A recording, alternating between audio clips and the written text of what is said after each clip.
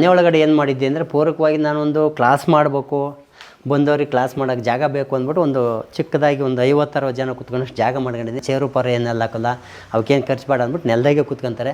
ಅದಕ್ಕೋಸ್ಕರ ನಾನು ಬೆಳೆದಂಥ ಹಿಂದಿನ ತಳಿಗಳನ್ನ ಉಳಿಸ್ಬೇಕು ಅಂತ ನಾನು ಹೊರಟೆ. ಹಿಂದಿನ ತಳಿಗಳು ಅಂದರೆ ದೇಸಿ ತಳಿ ಅಂತೀವಿ. ಆ ತಳಿಗಳು ಎಲ್ಲ ಇವು ನೋಡಿರಿ. ಇವತ್ತೇನು ಅಂತೀವಿ, ಪುಂಗಿ ಸೊರೆ ಅಂತ ಕರಿತೀವಿ, ಬೆಂಡೆಕಾಯಿ ಅಂತ ಹೇಳ್ತೀವಿ. ಇದು ಬಂದರೆ ತುಪ್ಪದ ಸೊರೆ ಅಂತೀವಿ, ತುಪ್ಪದ ಹೀರೆ ಅಂತ ಹೇಳ್ತೀವಿ. ನೋಡಿರಿ ಬಾಟ್ಲ್ ಸೊರೆಗೆ ನಾನಾ ಥರ ಚೇಂಜಸ್ಗಳು ಇವೆಲ್ಲ ನೋಡಿರಿ, ಎಷ್ಟು ಚೇಂಜಸ್ ಅದ ನೋಡಿರಿ. ತಂಬೂರಿ, ಇವತ್ತು ತಂಬೂರಿ ಎಲ್ಲ ಮಾಡ್ತಾರೆ ಅಂದರೆ ಹಿಂದಿನ ಒಂದು ಏನು ವಸ್ತಿತ್ತು ಅದು ನೋಡ್ಕೊಂಡೇ ಪ್ರತಿಯೊಂದು ಇವತ್ತು ಆಕಾರ ಮಾಡ್ತಾ ಇರೋದು. ಏನಿಲ್ಲ, ಎಲ್ಲ ಅಷ್ಟೇ. ತಂಬೂರಿ, ಉದ್ದನ ಸೊರೆ ಇವೆಲ್ಲ ಅಷ್ಟೇ ನೋಡಿರಿ. ಇವು ನೋಡಿ ಎಷ್ಟು ಉದ್ದ ಅದಿವು.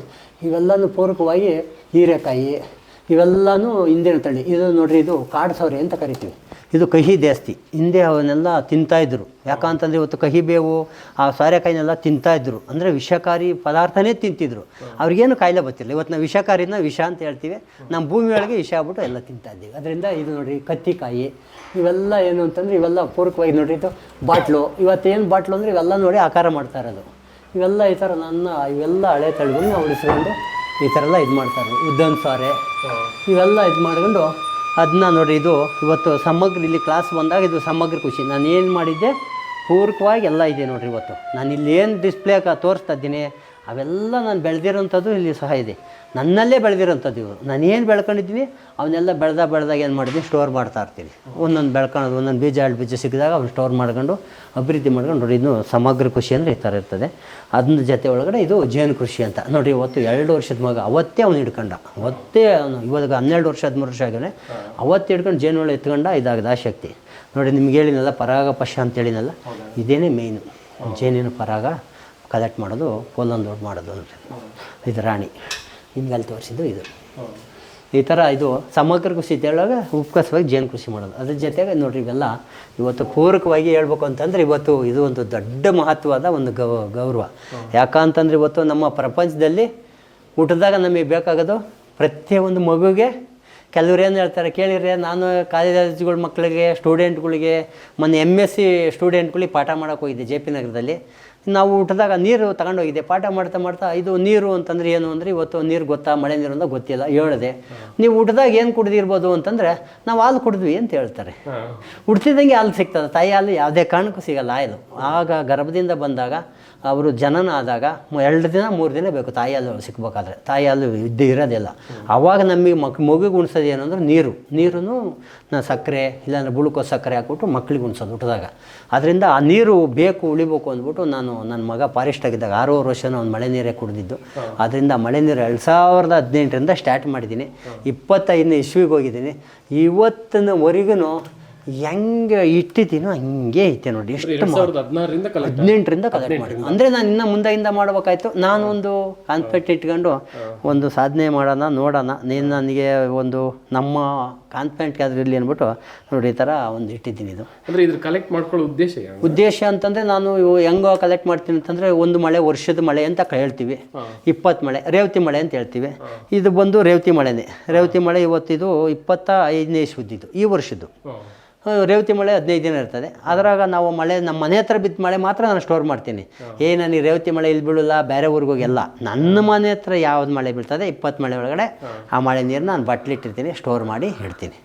ಅದರಿಂದ ಇದು ರೇವತಿ ಮಳೆ ಇದು 25ರದ್ದು. ಇದು 2018ರಿಂದ ಐತೆ. 2018ನೇ ಇಸ್ವಿ ರೇವತಿ ಮಳೆ ನೋಡ್ರಿ ಹಿಂಗೈತೆ.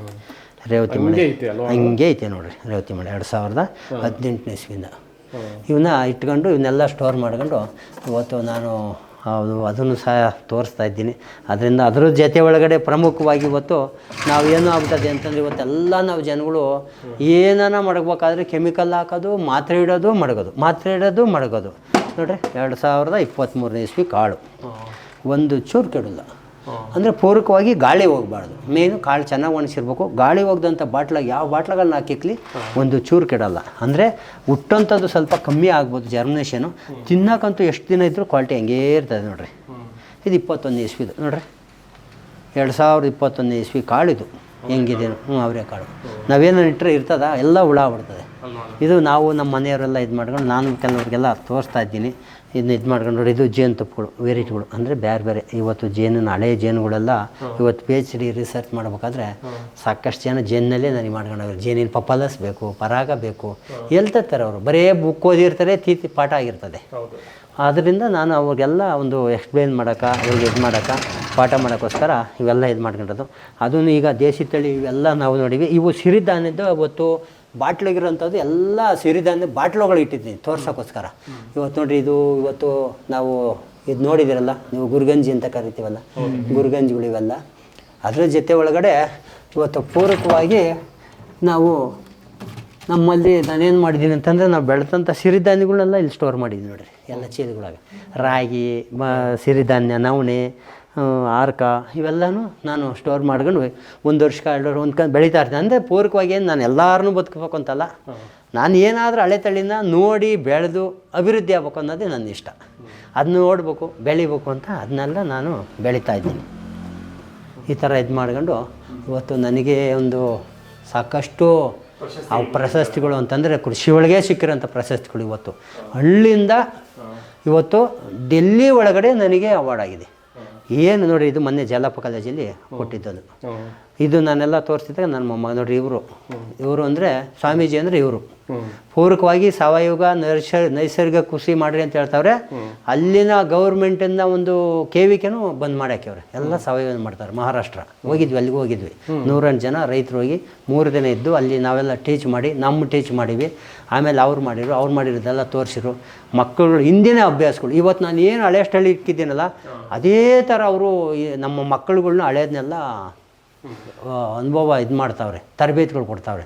ಕುಸ್ತಿ ಆಗ್ಬೋದು, ಗರ್ಡಿ ಆಗ್ಬೋದು, ಮರ ಹತ್ತೋದಾಗ್ಬೋದು, ಕಂಬದ ಮೇಲೆ ಹೋಗ್ಬೋದು, ಹಗ್ಗದ ಮೇಲೆ ಹೋಗ್ಬೋದು, ಕುದುರೆ ಓಡಿಸೋದಾಗ್ಬೋದು, 6 ಮಣಿ ಬರ್ಸೋದಾಗ್ಬೋದು. ಸರಿ, ಇದು ಜಾನಪದ ಗೀತೆ. ನಮಗೆ 6 ಗಂಟೆ ಹೋದ್ವಿ ಗುರುಕುಲಕ್ಕೆ, 2,500 ಜನ ಮಕ್ಕಳು. 2 ಗಂಟೆ ಆದರೆ ಯಾರು ಒಬ್ಬರು ನಾವು ಎದ್ದೇಳಲಿಲ್ಲ. ಸ್ವಾಮೀಜಿನೂ ಎದ್ದೇಳೋಲ್ಲ, ನಾವು ಎದ್ದೇಳೋಲ್ಲ. ಅವ್ರದ್ದು ಸಾಧ್ಯಗಳು ನೋಡ್ತಿದ್ದಾಗ ನಮಗೆ ನಾವು ಏನು ಕಿದ್ದೀವಿ ಅನ್ಸ್ಬಿಡ್ತೀವಿ. ಖುಷಿಯಾಗೈತೆ ನನಗೆ. ನೋಡ್ರಿ, ಅವರು ಅಲ್ಲಿ ಬಂದು ಮಾಡ್ಯಾಕವ್ರೆ, ಅಲ್ಲಿ ಸಾವಯವ ಪಕ್ಕ ಮಾಡ್ತಾವ್ರೆ. ಅವರು ನಮ್ಮಲ್ಲಿ ಏನಾದರೂ ಮಾಡಿ ಒಂದು ಕೃಷಿ ಆಶ್ರಮಗಳು ಮಾಡಿ ಅಂದ್ಬಿಟ್ಟು ನಂದೂ ಒಂದು ಲಿಸ್ಟ್ ಆಗಿದೆ. ಕೃಷಿ ಆಶ್ರಮ ಅಂದರೆ ನಾನು ಇಲ್ಲಿ ಅಂದರೆ ಕೃಷಿ ಆಶ್ರಮ ಸುಮ್ಮನೆ ಅಲ್ಲ, ಇವೆಲ್ಲ ಇದ್ಕೊಂಡು ಮಾಡಿದ್ರೆ ಮಾತ್ರ ಅಲ್ಲಿ ಅದು ಒಂದು ಆಶ್ರಮ. ಕೃಷಿ ಪಾಠಶಾಲೆ ಏನಿಲ್ಲದ್ರೆ ಪಾಠಶಾಲೆ ಮಾಡಿರಿ ಏನು ಪ್ರಯೋಜನ ಬರ್ತದೆ? ಅದು ದುಡ್ಡಿನ ಪಾಠಶಾಲೆ ಆಗ್ತದೆ. ಇದು ನಿಜವಾದ ಒಂದು ಕೃಷಿ ಆಶ್ರಮ ಅಂತ ಮಾಡಿ 100 ಜನ ಹೋಗಿ ಅಲ್ಲಿ ನಮಗೆಲ್ಲ ಒಂದು ಫೋಟೋ ಇದು ಮಾಡಿ ನೋಡಿ.